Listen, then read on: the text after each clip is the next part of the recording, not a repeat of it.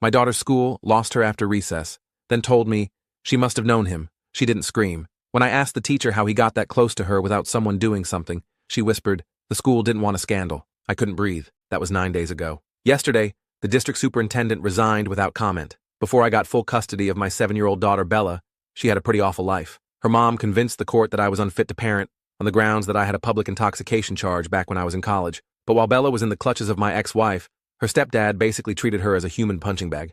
And I knew this because whenever I'd sneakily find a way to see her, visiting her at school during lunch break, showing up to her after-school activities, she always had a new bruise or cut on her tiny self. So the second I was given full custody, I made a promise to myself that I'd protect her, at all costs. Fast forward to a few months later, when we were at the local food court. I was sipping my cold brew, watching Bella color in the kids' menu. It was a rare moment of parental peace when everything seemed right with the world. And suddenly, Bella looked up and frantically started waving at someone outside of our booth. I looked over and saw a man with a 1,000-yard stare. Not a hair on his head.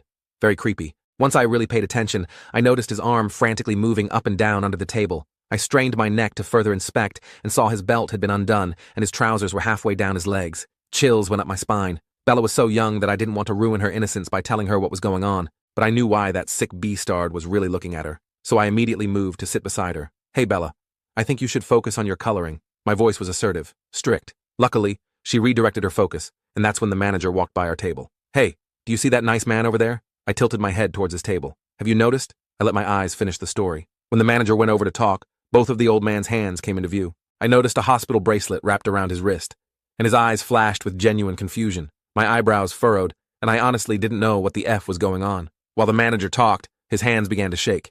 Was it Parkinson's? I felt my cheeks flush with embarrassment for causing a scene. But just as I was about to stop looking and forget about it, the manager started yelling, "Give me your effing phone right now!" He was 6'5" and very muscular, so his words were intimidating. The old man gave a tight smile, like he knew there was no talking his way out. As soon as the phone was placed on the table unlocked, I saw it. He was on the Photos app, and there were dozens of photos of Bella. Angles from under the table, close-ups of her face, everything. And even though I wanted to slam him against the sidewalk until his brains were minced meat, I did nothing. Because if I really wanted to keep Bella safe, the first thing I had to do was shield her from the situation. "Daddy, what's going on with my waving friend?" She asked it so innocently that it practically broke my heart. In a moment of quick thinking, I demanded that she go and use the toilet, because we were going to leave soon. The coldness in my voice made her sad, but I didn't care, because it got her to listen. I walked over and grabbed the man's phone to make sure I wasn't just seeing things. Every part of me recoiled. In his camera roll were labeled folders filled with photos of different children. Brunette one from playground, ginger one from the beach, blonde one that hit puberty early. There weren't just 3 or 4 either. There were dozens. I swear my finger was scrolling for a solid minute before I got to the end of his depraved collection. That's when Bella returned. I walked her over to the supervised play area of the mall and told her I'd be back soon. It was a rare moment where her emotions didn't matter to me, because her safety came first. So even as tears were streaming down her face because she thought she'd done something wrong, I frankly didn't give an F. I walked back to the food court, expecting to see the old man being beaten to a pulp by the other men who had seen what was going on. But instead, they were hugging him. One was even patting his back. "Don't worry, we understand," he reassured. I genuinely wished I had an AK-47 in my hands. "What the F are you thinking? This man just assaulted my baby girl." "Yo, relax, brother," the manager interrupted. "We just called the old man's son and found out he's an ex-veteran. His brain is messed up, he can't help himself." He said it like it was the most reasonable, justified explanation known to mankind. I glanced over at the old man, who had a faint smirk plastered on his face. My dad was an ex-veteran. My granddad was an ex-veteran. None of them struggled to not be a kitty-fiddling piece of shit. Every bone in my body was screaming at me to pick him up and crush him like an insect. But I didn't. Instead, I just smiled. "Oh, my bad," I exclaimed sweetly. And that R-worded old man bought it. He really thought I had fallen for his little ex-veteran piece. But no, I was playing the long game. And by the time I was finished with him, he'd wish that he had died in whatever war he came from. I returned to Bella at the play area and took her home. That night, after she went to bed, I sat at my kitchen table staring at the wall. I couldn't get those images out of my head. The photos, the smirk on the old man's face, the way everyone just let him go. I poured myself a glass of whiskey, something I rarely did since getting custody, and tried to calm my racing thoughts. The amber liquid burned my throat, but did nothing to wash away the disgust and anger I felt. I kept seeing Bella's innocent face as she waved to that monster. I kept thinking about all those other children in his folders. The next morning, I called the mall's corporate office. I explained what happened and asked for security footage. They said they'd look into it but couldn't share footage with me directly due to privacy policies. I also filed a police report, but the officer didn't seem particularly concerned. He took down the information and said they'd look into it. I wasn't satisfied. I needed to know who this man was and make sure he couldn't hurt any more children. So I started going back to the mall at different times, hoping to spot him again. After 3 days of nothing, I finally saw him sitting at the same food court table, watching children play in the nearby area. This time, I was prepared. I sat down at a table where he couldn't see me and took out my phone. I started recording him from a distance. Sure enough, within minutes, his hand disappeared under the table. I felt suck, but kept recording. Evidence. That's what I needed. I waited for about 10 minutes, recording everything. The way he stared at kids. The way his arm moved rhythmically under the table. The way he'd occasionally glance around to make sure no one was watching him. It was all so calculated and disgusting. When I had enough footage, I approached him directly. "Remember me?" I asked, sliding into the seat across from him. His eyes widened with recognition, and his hand quickly came up from under the table. "I don't think we've met," he said, but his voice trembled slightly. "Cut the crap. I know what you were doing with my daughter the other day, and I know what you're doing right now." I kept my voice low and controlled, even though I wanted to scream. He started with the same act. "I have a medical condition. My nephew can explain." "Save it," I interrupted. "I've been recording you for the last 10 minutes. I held up my phone so he could see. I'm taking this to the police. The real police, not mall security." The smirk disappeared from his face. "You don't understand. I'm suck. I need help, not punishment." I leaned in closer. "You know what? I actually agree with you. You are suck, and you do need help. But that doesn't mean you get to walk around taking pictures of children while you get your rocks off." He looked around nervously. "Please, don't make a scene. I can explain everything. I'm not making a scene," I said calmly. "I'm just letting you know that I'm watching you. And I'm not the only one who's going to be watching you from now on." I got up and walked away, my heart pounding in my chest. I wasn't sure if I'd done the right thing by confronting him, but at least he knew someone was onto him. Maybe that would be enough to scare him off. I took the video straight to the police station. The officer at the desk seemed more interested this time, especially when I mentioned I had video evidence. He called over a detective named Sarah Rodriguez, who specialized in crimes against children. Detective Rodriguez took me to a small interview room and watched the video carefully. "This is definitely concerning," she said, "but unfortunately, it's not clear enough to make an arrest. We can't actually see what he's doing under the table." "But what about the photos on his phone?" I asked. "The manager saw them too." "Did you or the manager take any photos of what was on his phone?" she asked. I shook my head. "No, it all happened so fast," she sighed. "That makes things harder. We can investigate him, but without clear evidence of a crime, there's only so much we can do." I felt deflated. "So he just gets to keep doing this?" "I didn't say that," Detective Rodriguez replied. "Give me his description and any information you have. We'll look into his background, see if he has any priors, and I'll send some plainclothes officers to monitor them all." I provided everything I knew, which wasn't much. Just his appearance and the locations where I'd seen him. It didn't feel like enough. "In the meantime," she added, "be careful about confronting him directly. People like this can be unpredictable when cornered." I nodded, but inside I was seething. The system was failing these kids. It was failing my Bella. Over the next week, I kept taking Bella to different places for our weekend activities. I was paranoid about seeing the old man again, constantly scanning crowds for his bald head. Bella noticed my distraction. "Daddy, why do you keep looking around?" she asked during a trip to the park. "Just making sure you're safe, sweetheart," I replied, trying to sound casual. "From the bad man at the mall?" she asked innocently. I froze. "What do you mean, Bella? I heard you talking to the big man at the mall. You said the bald man was taking pictures of me. That's bad, right? Kids hear everything. I should have known better than to think she hadn't picked up on what was happening." I sat her down on a bench and tried to explain in a way that wouldn't scare her. "Yes, that's bad. Some people take pictures of kids without asking, and that's not okay. If you ever see someone doing that, or if anyone ever makes you feel uncomfortable, you tell me right away. Okay?" She nodded solemnly. "Is that why you've been sad and angry?" "I'm not sad or angry with you, Bella. I'm just worried about keeping you safe." "You don't have to worry, Daddy. I'm super strong." She flexed her little arms, and I couldn't help but smile. "Yes, you are, but it's still my job to protect you." That night, I couldn't sleep. I kept thinking about all the other kids in that creep's photo collection. What if he was still out there taking pictures? What if he escalated to something worse? The police weren't moving fast enough. The next day, I dropped Bella off at school and decided to do some investigating on my own. I went back to the mall and talked to some of the regular vendors. A barista at the coffee shop remembered the old man. "Oh yeah, that guy. He comes in almost every day around 11. Always orders the same thing, small black coffee. Never tips." She wrinkled her nose. "Kind of gives me the creeps, to be honest." "Has he ever mentioned his name or where he lives?" I asked. "No, but he pays with a credit card sometimes. I could probably check the name next time he comes in," she offered, seeming to understand my concern. I thanked her and gave her my number, asking her to text me if she saw him again. I did the same with a few other vendors. By the end of the day, I had several people on the lookout. 2 days later, I got a text while at work. "Creepy guy is here. Credit card says William Thompson." A name, finally. I thanked the barista and immediately started searching online. There were several William Thompsons in our area, but I narrowed it down by age and appearance using social media and public records. I found him on Facebook. Hardly any posts or friends, but his profile picture matched. According to his profile, he was a retired elevated school janitor. The thought of him working around teenagers for years made my skin crawl. His profile listed his neighborhood, not his exact address. But it was a start. I considered driving there after work, but Detective Rodriguez's warning about confronting him directly made me hesitate. Instead, I called her with the new information. She seemed impressed. "Good work. We'll look into him. And yes, we can check if there were any complaints filed during his time at the school." I felt a small sense of accomplishment, but it wasn't enough. I wanted this man stopped before he could hurt any more children. The next day was Saturday, and I had promised Bella we'd go to the community pool. It was her favorite weekend activity, especially now that she was getting better at swimming. I was nervous about taking her to a public place where kids would be in swimwear, but I didn't want to disappoint her. We arrived early to avoid the crowds. Bella was excited, chattering about showing me her new swimming skills. I helped her put on her floaties and watched her splash around in the shallow end. For a while, everything seemed normal. Then I saw him, William Thompson, sitting on a bench near the pool, wearing sunglasses and a baseball cap. He had a newspaper, but he wasn't reading it. He was watching the children in the pool. My blood ran cold when I realized he was looking directly at Bella. I immediately got into the pool and stayed close to her, positioning myself between her and Thompson's line of sight. I discreetly took out my phone and called Detective Rodriguez. "He's at the community pool right now," I whispered, "watching the kids. My daughter is here." "Stay calm," she replied. "I'm sending officers.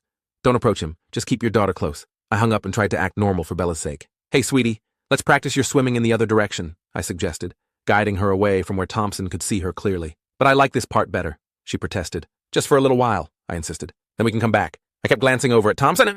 He seemed to realize I had spotted him because he suddenly became very interested in his newspaper, but he didn't leave. It took 20 agonizing minutes for the police to arrive. 2 plainclothes officers entered the pool area casually, then approached Thompson. I couldn't hear what they were saying, but I saw them ask for his ID. They talked for a few minutes, then, to my disbelief, they just left him there with a warning. I was furious. I got Bella out of the pool, dried her off quickly, and told her we needed to leave. "But we just got here," she complained. "I know, sweetie.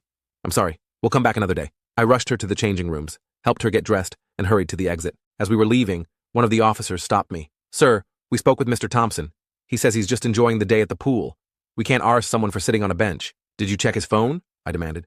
"Did you look for photos?" "We asked to see his phone, but without a warrant, we can't force him to show us." "He refused, which is his right." I was seething. "So you're just going to let him sit there and—" "Dad, who are you talking to?" Bella interrupted, tugging at my hand. The officer gave me a sympathetic look. "We're keeping an eye on him, sir. That's all we can do right now." I took Bella home, my mind racing. The system was failing. The police couldn't or wouldn't do what was necessary to protect these kids. I was starting to realize that if I wanted Thompson stopped, I might have to take matters into my own hands. That night, after Bella was asleep, I drove back to Thompson's neighborhood. I felt like a creep myself, cruising slowly down streets, looking for any sign of him. Eventually, I spotted his car, an old blue Buick, parked in front of a small, run-down house at the end of a cul-de-sac. I parked a block away and just sat there, watching his house. The lights were on inside. What was he doing in there? Looking at his collection of photos? Planning his next outing? The thought made me suck. I considered breaking in and stealing his phone or computer, anything that would have evidence on it, but that would be illegal, and if I got caught, I could lose custody of Bella. I couldn't risk that. After about an hour of sitting there, feeling increasingly like a stalker myself, I drove home. I needed a better plan. The next day, I called in Essex to work and went to the elevated school where Thompson had worked. I told the secretary I was considering enrolling my daughter and wanted to speak with some long-term staff members about the school's history. I was introduced to Linda Martinez, a math teacher who had been there for over 30 years. After some small talk about the school, I casually mentioned I thought I recognized a former staff member. "William Thompson? Wasn't he a janitor here?" Linda's friendly demeanor changed instantly. "Yes, he was. He retired about 5 years ago." "Did you know him well?" I pressed. She hesitated. "Not really. He kept to himself mostly." I could tell she was holding something back. "I'm actually not looking to enroll my daughter," I admitted. "I'm concerned about Thompson. I've seen him taking inappropriate photos of children at the mall and the community pool, my daughter included." Linda's face paled. "I knew it," she whispered. "We all suspected, but there was never any proof." "Suspected what?" She looked around to make sure no one was listening. "There were rumors. Girls complained about him watching them in the locker room areas. One student said she caught him taking pictures through a vent, but when the administration investigated,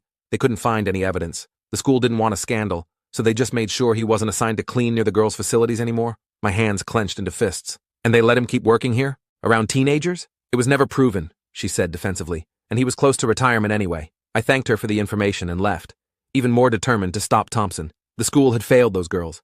The police were failing the children at the mall and pool. I wasn't going to fail Bella. I spent the next few days formulating a plan. I needed evidence that the police couldn't ignore. I decided to set a trap. The following Saturday, I asked my neighbor Jennifer to watch Bella for a few hours. Jennifer was a retired kindergarten teacher who adored Bella, and I trusted her completely. I went to the mall and positioned myself at a table where I could see Thompson's usual spot. Sure enough, around 11 a.m., he showed up with his small black coffee. He sat down and started his routine, pretending to read while actually watching children in the play area. I had brought a better camera this time, with a zoom lens. I started taking photos of him taking photos. I made sure to capture clear shots of his hand under the table, his phone occasionally coming into view, and the direction of his gaze toward the children. After about an hour, he got up and headed toward the bathroom. This was my chance. I followed him, waiting outside until he went in. The bathroom was empty, except for him. I entered and stood by the sink, pretending to wash my hands while watching him in the mirror. He went into a stall but didn't close the door completely.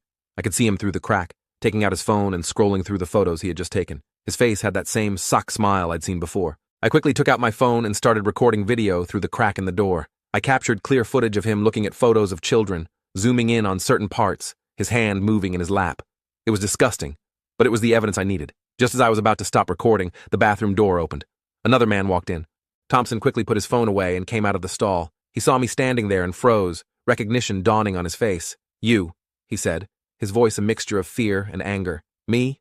I replied calmly, putting my phone in my pocket. "Enjoying your photos, William?" His eyes widened at the use of his name. "You've been following me, just like you've been following children." The other man in the bathroom looked confused, but quickly finished his business and left, sensing the tension. "You don't understand," Thompson said, his voice taking on that same pleading tone he'd used before. "I have urges.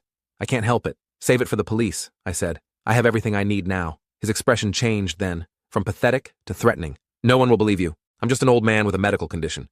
And if you keep harassing me, I'll file a restraining order. Maybe even sue you for defamation." I laughed. "Go ahead. I'd love to see you try to explain your medical condition to a judge while they review the evidence on your phone." "You think you're so smart," he snarled. "You have no idea who you're dealing with. I've been doing this for decades. No one has ever caught me, and no one ever will." The admission sent chills down my spine. How many children had this monster victimized over the years? "That ends today," I said firmly. He took a step toward me, his face contorted with rage. "I know where you live," he hissed. "I know where your daughter goes to school. Back off, or you'll regret it." My blood ran cold. Had he been following us? The thought of him watching Bella, knowing her routines, was unbearable. But I couldn't show fear. "That sounds like a threat, William. Want to say it again while I record it?" He backed off slightly. "This isn't over," he muttered, pushing past me to leave the bathroom. I waited a few minutes, then left as well. Thompson was nowhere to be seen. I immediately called Detective Rodriguez and told her what had happened, including Thompson's threat. "Come to the station right now," she said, her voice urgent. "Bring all the evidence you have." I drove straight there, my hands shaking on the steering wheel. Had I put Bella in more danger by confronting Thompson? What if he really did know where we lived? At the station, I showed Detective Rodriguez everything. The photos I'd taken of Thompson watching children, the video of him looking at pictures in the bathroom stall, and I played the audio of his threat. "This is good," she said. "Really good. The admission that he's been doing this for decades is particularly damning. And threatening a child is something we take very seriously." "So you'll arrest him now?" I asked hopefully. "We'll bring him in for questioning and get a warrant to search his devices. But I need you to promise me something." "What?" "No more amateur detective work. You've done great, but you've also put yourself and possibly your daughter at risk. Let us handle it from here." I agreed, though reluctantly. I wanted to be there when they arrested him, to see the look on his face when he realized he was finally caught. When I got home, I checked on Bella, who was happily playing board games with Jennifer. She was safe, for now, but Thompson's threat lingered in my mind. I decided we wouldn't be staying at our house that night. I packed overnight bags for both of us and told Bella we were having a special sleepover at a hotel with a pool. She was thrilled with the idea, completely unaware of the real reason. At the hotel, I kept the curtains closed and put a chair against the door. I barely slept that night, jumping at every sound in the hallway. The next morning, I called Detective Rodriguez for an update. "We brought Thompson in last night," she said. "Based on your evidence and his prior employment record, we got a warrant to search his home and devices." "And?" I pressed. "It's worse than we thought. His computer had thousands of images and videos. Some of the content—" She paused. "Let's just say it's enough to put him away for a very long time." Relief washed over me. "So he's in custody?" "Yes. He's being charged with multiple counts of possession of child pornography, voyeurism, and making criminal threats. Given the amount of evidence, he's not getting out anytime soon." I thanked her and hung up, feeling like a weight had been lifted from my shoulders. Thompson was behind bars. Bella was safe, but something still bothered me. Later that day, after checking out of the hotel, I drove past Thompson's house. There was police tape across the door, and a forensics van was parked outside. As I watched, officers carried out boxes of evidence and computer equipment. A neighbor was standing on her porch, watching the scene. I pulled over and approached her. "Excuse me, do you know what's going on?" I asked, pretending to be just a curious passerby. "They arrested Bill last night," she said. "Police won't say why, but they've been in and out of his house all day." "Did you know him well?" "Not really. He kept to himself. Moved here about 5 years ago after retiring." She leaned in closer. "Between you and me, there was always something off about him. The way he'd watch the neighborhood kids playing. I never let my grandchildren visit when he was around." "Did he have any family? Visitors?" "No family that I ever saw, but he did have friends over sometimes. Older men like him. They'd meet in his garage with the door closed. Always thought that was strange." A chill ran down my spine. Friends? Other men like him? What if Thompson wasn't acting alone? What if there was a whole network of these predators sharing photos and information? I thanked the woman and left, my mind racing. I called Detective Rodriguez again and told her what the neighbor had said. "We're already looking into his associates," she assured me. "His computer had evidence of communication with others. We're tracking them down now." "What about the children in his photos? Are you identifying them? Making sure they're safe?" "That's part of the process, yes. It's going to take time, but we're doing everything we can." I hung up, not entirely satisfied. The system was working now, but only because I had forced it to. How many other predators were out there, operating unchecked because no one was paying attention? The next few weeks were tense. I installed a security system at our house. I changed our routines, taking different routes to school and work. I even considered moving to a new neighborhood, but decided against it for now. I didn't want to uproot Bella unless absolutely necessary. Thompson remained in custody, denied bail due to the severity of the charges and the perceived flight risk. Detective Rodriguez kept me updated on the case. They had identified several other men from Thompson's communications and were building cases against them as well. One evening, about a month after Thompson's arrest, I received a call from an unknown number. I almost didn't answer, but something told me I should. "Hello?" I said cautiously. "Is this the father of Bella?" a woman's voice asked. My guard immediately went up. "Who is this?" "My name is Karen.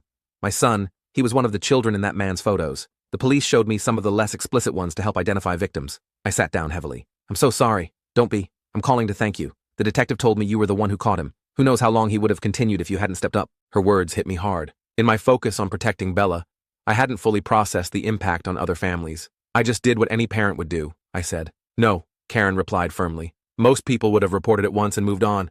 You didn't give up.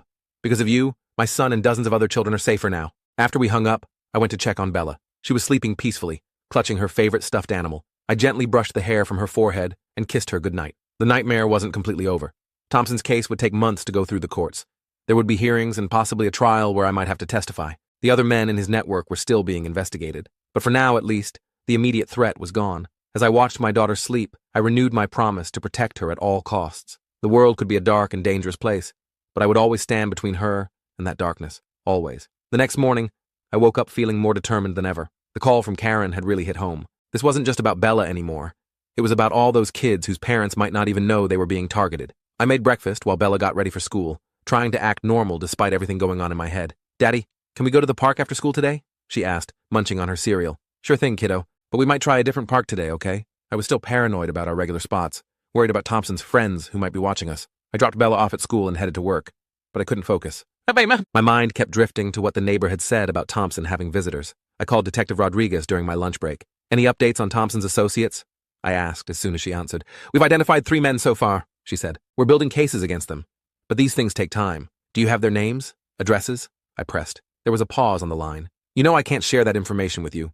We talked about this. No more amateur detective work. I'm just worried. What if they know about me? About Bella? We have no evidence suggesting they're targeting you specifically," she reassured me. "But if you notice anything suspicious, call me immediately." After work, I picked up Bella and took her to a park across town. I sat on a bench where I could see the entire playground, scanning every adult who came near. Bella was having a blast on the swings, completely oblivious to my paranoia. Then I noticed a man sitting in a car across the street. He had been there since we arrived, just sitting there watching the park. My heart rate spiked. I casually got up and walked to a different bench, one that gave me a better view of the car. The man was middle-aged, wearing sunglasses despite the cloudy day. He seemed to be taking photos with a long-lens camera. I immediately called Bella over. "Time to go, sweetie." "But we just got here," she protested. "I know, but I just remembered we need to pick up groceries before the store closes." It was a lame excuse, but it worked. I held Bella's hand tightly as we walked to our car, positioning myself between her and the suspicious vehicle. As we drove away, I noticed the car pulling out behind us. My palms were sweating on the steering wheel. Was he following us? I made a series of random turns, and sure enough, the car stayed behind us. I called Detective Rodriguez while driving. "There's a man following us in a gray sedan. I think he was taking pictures at the park." "Where are you now?" she asked, her voice instantly alert. I told her our location, and she promised to send a patrol car. I kept driving, making random turns through residential neighborhoods, trying to lose our tail without scaring Bella. "Why are we going in circles, Daddy?" she asked from the back seat. "Just taking the scenic route," I said, trying to keep my voice light. Finally, I spotted a police cruiser up ahead. I pulled over next to it and explained the situation to the officers. They immediately set off to look for the gray sedan, but it was gone. "Probably realized we were onto him," one officer said. "We'll keep an eye out, but you should go home and lock your doors." That night, I could barely sleep. Every noise outside had me jumping up to check the windows. I kept thinking about that car, about Thompson's threats, about his network of friends. The next morning, I called in Essex to work again and kept Bella home from school. "Are we having a special day?" she asked excitedly. "Something like that," I said, forcing a smile. "How about we watch movies and make cookies?" She was thrilled with the idea, but I couldn't enjoy it. I kept checking the windows, jumping at every sound. Around noon, my phone rang. "Detective Rodriguez, we need you to come down to the station," she said. "There's been a development." "What kind of development?" I asked, my stomach dropping. "I'd rather discuss it in person. Can you come in this afternoon?" I called Jennifer to watch Bella again and headed to the police station, my mind racing with worst-case scenarios. When I arrived, Detective Rodriguez led me to a small conference room where another detective was waiting. "This is Detective Thomas Chen," she introduced us. "He's been working on identifying Thompson's associates." Detective Chen nodded at me. "We've made some progress. Based on the evidence from Thompson's computer, we've identified several men who were sharing content with him. One of them was at the park yesterday," Rodriguez continued. "The man in the gray sedan. His name is Richard Barker." My blood ran cold. So he was following us? He knows who I am? It appears so, Chen said grimly. We found communications between Thompson and Barker discussing you. Thompson told him you were the one who got him arrested. So what now? I asked, trying to keep my voice steady. Is Barker in custody? Not yet, Rodriguez admitted. We're building a case against him, but we don't have enough for an arrest warrant yet. So he's just out there, free to follow me and my daughter? I couldn't believe what I was hearing. We're putting a patrol car near your house, she assured me, and we're expediting the warrant process. But in the meantime, you need to be extra cautious. I left the station feeling worse than when I arrived. The police were trying, but the system was still moving too slowly. These men were organized, sharing information, and now they knew exactly who I was. When I got home, Jennifer was helping Bella with an art project. They had paper and glitter all over the kitchen table. Everything okay? Jennifer asked, clearly noticing my expression. Just work stuff, I lied. Thanks for watching her. After Jennifer left, I double-checked all the locks and windows. I even pushed a bookshelf in front of the back door. Probably overkill, but it made me feel better. That night, after Bella was asleep, I sat in the living room with all the lights off, just watching the street through a crack in the curtains. Around midnight, I noticed a car driving slowly past our house. It was too dark to see if it was the same gray sedan, but it circled the block 3 times before parking down the street. I called the police immediately. They sent a patrol car, but by the time it arrived, the suspicious vehicle was gone. The officers took a report and promised to keep an eye on the house, but I could tell they were skeptical. The next few days were a blur of anxiety. I took Bella to school and picked her up myself, checking constantly for anyone following us. I installed a doorbell camera and motion sensor lights around the house. I even bought a baseball bat that I kept by my bed, just in case. Detective Rodriguez called with updates every day, but progress was frustratingly slow. They had identified more of Thompson's associates, but were still gathering evidence for arrests. Meanwhile, I kept seeing the same gray sedan in different places. Near Bella's school, in the grocery store parking lot, driving past our house. Each time I reported it, but the car was always gone by the time police arrived. I was starting to feel like I was losing my mind. Was I just being paranoid? Was I seeing threats that weren't really there? Then one afternoon, I got a call from Bella's school. She hadn't come back to class after recess. My heart nearly stopped. I raced to the school, running every red light on the way. The principal met me at the front office, her face grave. We've searched the entire school. She's not here. We've already called the police. I couldn't breathe. This couldn't be happening. Not Bella. Not my little girl. Did anyone see anything? I managed to ask. One of the playground monitors saw her talking to a man by the fence, the principal said. She thought it was a relative because Bella seemed to know him. My mind immediately went to Richard Barker. Had he been watching us long enough to make Bella think she knew him? Had he pretended to be a friend of mine? The police arrived and immediately launched a search. They took a description of Bella and the man from the playground monitor. They checked security cameras, but discovered that the school's outdoor cameras had been tampered with that morning, the work of someone who clearly knew what they were doing. I was frantic, pacing the school office, calling everyone I knew to help search. Detective Rodriguez arrived and took charge of the situation. We're putting out an Amber Alert, she told me, and we have officers checking all known addresses associated with Thompson's network. This is Barker, I said, my voice shaking with rage and fear. I know it is. He's been following us for days. We're looking for him, she assured me. His home, his workplace, everywhere he might go. Hours passed with no sign of Bella. It was getting dark, and my hope was fading. I couldn't stop thinking about all those folders on Thompson's phone, all those children he had victimized. The thought of Bella becoming one of those victims was unbearable. Then my phone rang. An unknown number. I answered immediately. Hello? My voice was desperate. Daddy? It was Bella. My knees nearly gave out with relief. Bella? Where are you? Are you okay? I'm at the park, she said, her voice small and scared. The man said he was your friend, but he wasn't nice. Which park, sweetheart? Tell me exactly where you are. The one with the big blue slide, where we went last week. I knew exactly which park she meant. It was about 2 miles from the school. Stay where you are, Bella. I'm coming right now. Is the man still there? No. He left. He got a phone call and started yelling. Then he ran away. I relayed the information to Detective Rodriguez, who immediately dispatched officers to the park. I jumped in my car and drove there like a madman, with Rodriguez following close behind. When I arrived, I saw Bella sitting alone on a bench near the playground. I ran to her and scooped her up in my arms, holding her tighter than I ever had before. Are you okay? Did he hurt you? I asked, checking her for any injuries. I'm okay, she said. He just talked weird and kept taking pictures. Then he tried to get me to go to his car, but I remembered what you said about strangers. I hugged her again, tears streaming down my face. You did exactly the right thing, Bella. I'm so proud of you. Detective Rodriguez approached us, her face serious but relieved. We need to get you both somewhere safe.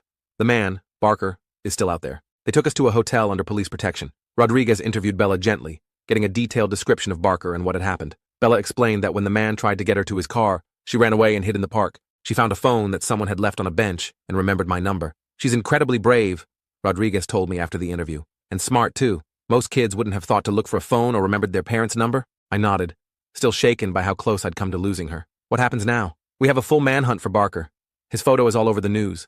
He won't get far. She paused. But there's something else you should know. When Bella mentioned he got a phone call and started yelling, we think that was when he found out Thompson had made a deal. A deal? What kind of deal? Thompson has agreed to provide information about his network in exchange for consideration during sentencing. He's giving us names, addresses, online accounts, everything. That's probably why Barker panicked and left Bella at the park. The next few days were a blur. We stayed in the hotel under police protection while the manhunt for Barker continued. I took time off work, and Bella stayed out of school. We watched movies, played board games, and tried to pretend everything was normal. 3 days later, Rodriguez called with news. We got him. Barker was trying to flee the state, but state troopers caught him at a gas station off the highway. The relief was overwhelming. And the others? Thompson's network? We've arrested 5 more men based on Thompson's information. There are probably more out there, but we've dismantled the core group. Over the next few weeks, life slowly returned to normal. Bella went back to school, and I went back to work. We moved to a new apartment in a different neighborhood. I just couldn't feel safe in our old house anymore. Thompson's trial was scheduled for the following month. I would have to testify, but Bella wouldn't.